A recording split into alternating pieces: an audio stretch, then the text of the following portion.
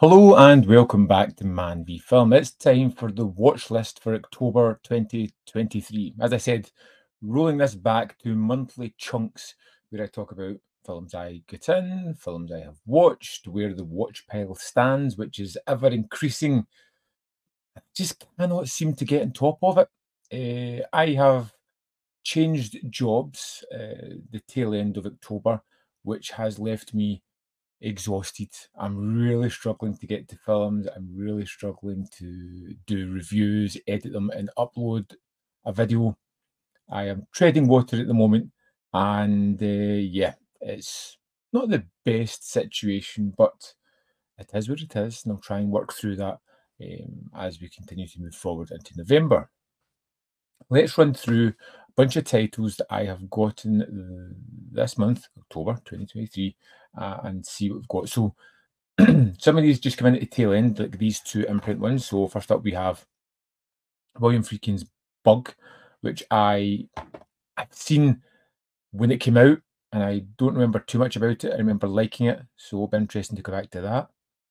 Next up, we have The Orphanage, which again, it's been a number of years since I've seen it. This is a 2-disc set with a load of special features. I'm looking forward to revisiting that. It just came in just about Halloween. I didn't have enough time to throw it into my Halloween watch, but it is what it is. We also got The Martian Chronicles, which I talked about earlier on. It was a great mini-series.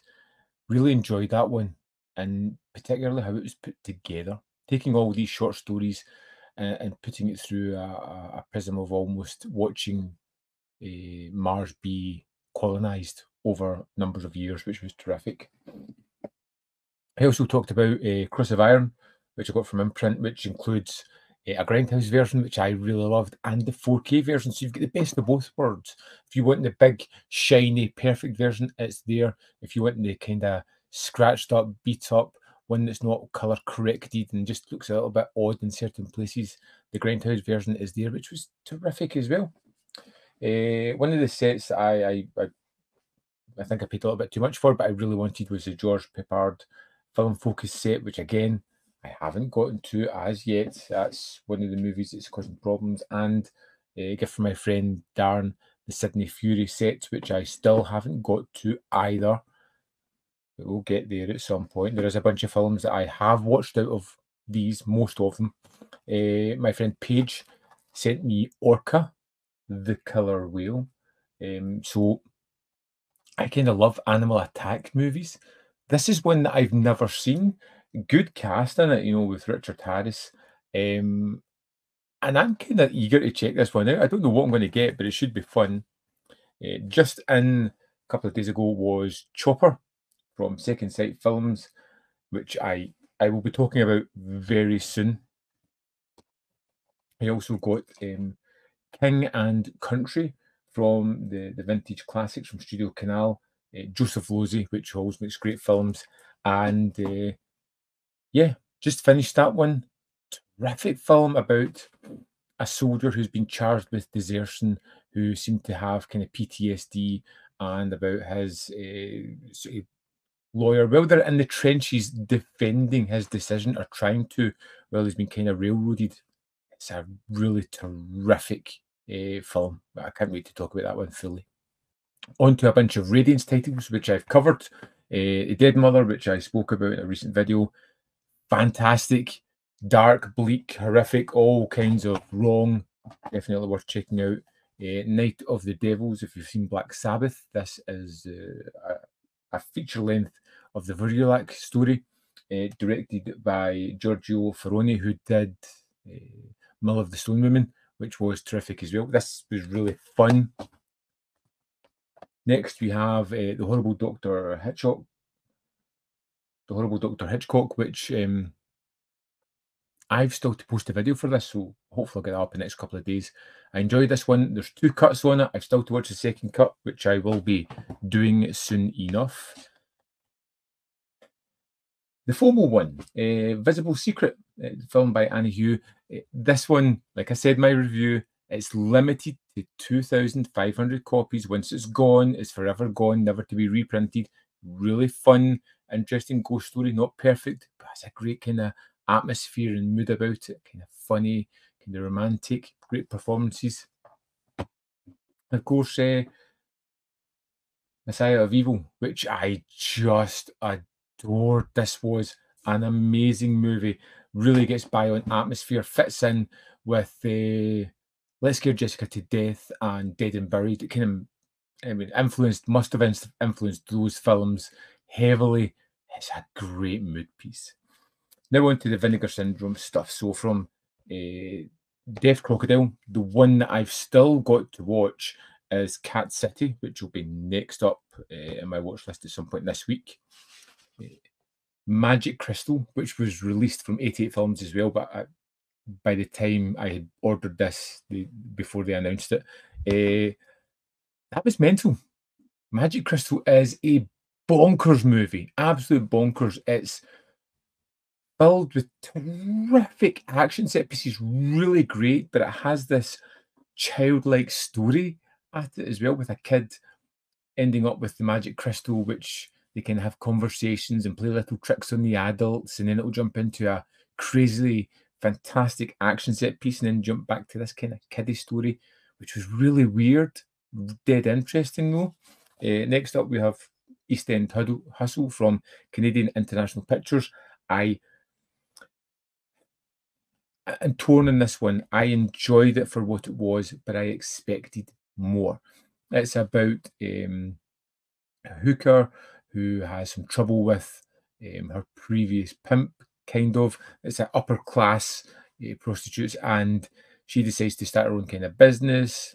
She gets wronged, revenge type of movie, but the revenge wasn't as impactful, as drawn out, or as bloody as I hoped for, and didn't really win me over. Blood Sucking Freaks on 4K from Vinegar Syndrome. No, not particularly for me. I thought it was fine. I had imagined that watching this with a group of friends would probably have been the better way to watch it, because myself, I just didn't get that great enjoyment out of it. But with more people, I've got a feeling I would have liked it a lot more. On 4K as well, Mother's Day, which I really enjoyed revisiting. I'm hit and miss with a lot of these rape revenge kind of movies. You know, I Spit in Your Grave, Last House on the Left, those kind of ones. I like Mother's Day because it feels almost pantomimey. Although it touches on the tropes of those kind of movies, it never feels real. It feels silly and over the top, and has a black sense of humor. And I think that's why I enjoy that one more than the other kind of ones that are a little bit more realistic. Mark of the Devil. It's like early 70s torture porn, really. It's just crazy. It's a horrible story. It's one of those ones that I do enjoy, but it's not one I'm going to run back to often.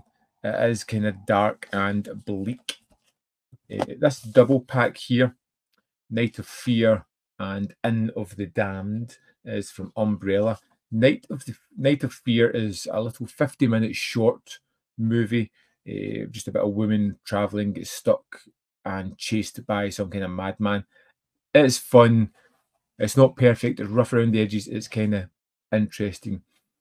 Inn of the Damned is a story that's kind of all over the place. You have an inn where people are being murdered and robbed. You have various kind of characters jumping about here.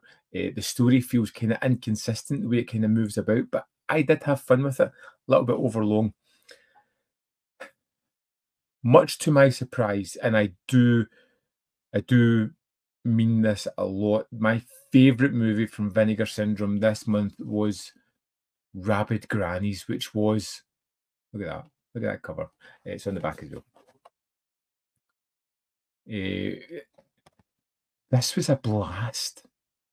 Gory, over the top, silly, had a feeling of kind of dead alive about it, pushed boundaries, did things I wasn't expecting, and was just so entertaining. Takes a little bit of a half hour to really get going, but once it does, I had so much fun with this one. And I'm really still surprised about that, because it's a film called Rabid Grannies.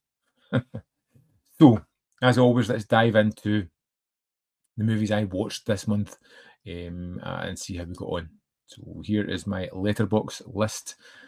I started off the month with the Killing Spree, which I really enjoyed. The review up on the channel. Amazon Jail, which I don't think I've posted as yet, and its sequel, Prisoners of the Amazon Jungle, Amazon Jail 2. Amazon Jail was the better of the two. Uh, I wasn't. I was expecting lower quality than what I got, and it was a dark sense of humour through this one. It was fun. It had a decent story that kept things moving along, and unbelievable amount of nudity. I think there was at least two scenes where people had clothes on, which was a surprise. But other than that, yeah, crazy. I went to the cinema and visited to see The Creator, which was interesting. Again, it's not perfect. I had some flawed ideas about it, but for an 82 million budgeted movie, it looked amazing. Had a really fun story, and was a good night at the cinema. Arnold was the kind of comedy 4K from Vinegar Syndrome last month, which I'm still working through their movies, even though I've tackled October's and kind of watched them. The September's ones, I've still got a few of them to watch. I liked Arnold. It felt very manufactured, as if the sets were apparent that it was sets that were on. The bright colours. It felt like a theatrical pantomime kind of production. It wasn't laugh out loud funny, but it was kind of cozy, warm. I liked it. Curse of the Screaming Dead and Night of Horror was both on that disc, which I have now sold on eBay, got rid of it. As you can see by the scores, I didn't think much of these ones. It's not something I was going to revisit. Sold straight away.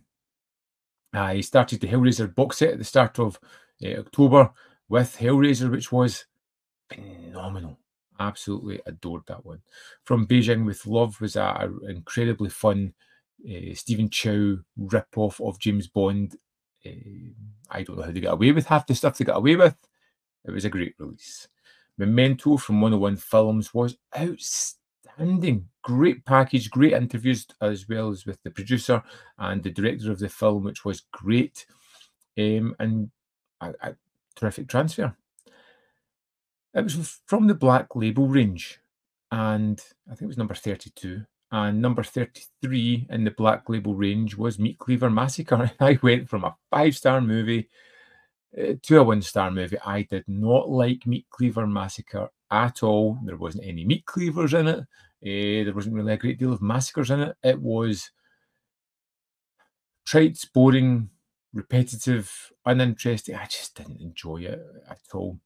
Draft Day is one of those movies I go back to every now and again. I kind of lump it in with The Big Short and Moneyball as a kind of comfort movie. It doesn't really do much, but for some reason I like watching a day in the life of someone under a great deal of stress and pressure trying to look one out. It, it's fine, but I really enjoy it. I know it's not a great movie. The Martian Chronicles, which I talked about. Cross of Iron, again, which I talked about. Hellbound, Hellraiser 2. Still a 3.5-star movie. I enjoyed it. The extras on that disc make me want to go back and revisit it because I definitely missed things, and I think I could push this one up a little bit. These 3 films here, The Widower, Love and Larceny, and Il Sorpasso, are all from the Commedia all'Italiana box set from Radiance. I really enjoyed this set. The comedies had a feeling of Ealing comedies about them, the 1950s British comedies, which didn't rely on the humour, had humour secondary, but had a story first, and I enjoyed all of these. This was a great set. Don't sleep on it. I watched Equalizer 3 because I sometimes just want a popcorn, switch off the brain kind of movie, one that I wasn't planning on reviewing and haven't. It's just a movie for me to sit and watch. It was fine. More of the Equalizer kind of stuff. Hellraiser 3, Hell on Earth, I enjoyed more than I remembered, as I said in my review for that one. Beach of the War Gods was so much fun. Jimmy Wang Yu action movie where the last half of the movie is one big action set piece. Terrific. I then watched Hellraiser Bloodline, which, again, I enjoyed. Very flawed. A very flawed movie, but the parts of it which are good are really good, like the 18th century stuff. I loved that. I would love to have seen a Hellraiser just set in that era. House by the Cemetery, which my review is long overdue for and will be coming soon, is a terrific Lucio Fulci movie. Although it's a 3.5 star here, I love it more than that. That's just where it gets in Fulci's kind of filmography. But when you get to the review, you'll see more of that. Pandora's Box, the silent film for Eureka, was terrific. I started the Fight Back to School box set, which I've got sitting here. Still got parts 2 and 3 to watch. I wasn't expecting it to be a full-on comedy. Stephen Chow, as a police officer who lacks teamwork, is forced to go undercover at a school to find his superior's weapon, which has been stolen. Hilarity ensues. Very familiar. You can tell exactly what's going to happen, but it didn't rob the enjoyment of the movie. Satan's Little Helper, which I just posted a full review of that. Then went to do some of the Radiance titles. Messiah of Evil, great. Horrible Dr. Hitchcock, good. Night of the Devils, good. I went to the cinema and saw Killers of the Flower Moon. I loved this one. It didn't feel 3.5 hours. I enjoyed the story. I was frustrated by the characters because they're making wrong choices, and you're just like, come on! I wanted them to be better. It was a terrific story. Thoroughly recommended. Visible Street, as we said, I spoke about that. Running out soon. Rabid Grannies, which I really enjoyed. Dead Mother, which I thought was super fun. This was I think it was the House of Victor or something, the Castle of Victor. This was a short story, like a 35, 40 minute. It was on the Dead Mother, which was a really kind of interesting, updated fairy tale kind of story, which I really enjoyed. Mother's Day, which we spoke about. Enola Holmes. I'd been meaning to watch it for a while. I like Sherlock Holmes. I like this kind of period setting. I like the comfortability of these kind of films. This is being at work, being in my new job, being tired and looking for something that I don't really need to talk about, that I can just switch off and enjoy. I watched that. I hope they make a part 3. Mark of the Devil, as I said, early 70s, almost torture porn. A horrible movie about horrible people doing horrible things. It's got Udo Kier, and he's great in it. East End Hustle, I spoke about. Blood-Sucking Freaks, I spoke about. Hellraiser Bloodline. This was the work print that's on the disc. I wanted to review that. So I may have a separate video coming soon for that. It was very interesting. They kind of, with the material they have, there's certain things they have to do, but for the most part, it focuses a lot on the 18th century and the modern day storyline. And in the last 15 minutes, it throws in the space stuff just to cap the movie off because they've no other ending. I would love to see the director's cut of Hellraiser Bloodline. I think that could be really good. Magic Crystal, which I talked about, and Night of Fear, which I talked about. So I got 35 movies watched in October, and I got 31 movies in. So my watch pile currently stands at 207. 207 movies sitting here that I need to get through. And yeah, there's not much I can do about that. I've already sneak peek. I got a bunch of movies in today, which is the 3rd, which is another 8 added onto the watch pile. We'll see how we got in there. I don't plan on picking up much in November at all. I know Black Friday's coming. I just don't care. I'm not tackling the sales. I'm waiting on Vinegar Syndrome package coming at the end of the month. It's going to have a bunch of movies in it, which, to be honest, that 10 film set, I really am not interested in at all. I suppose we'll see when we get there.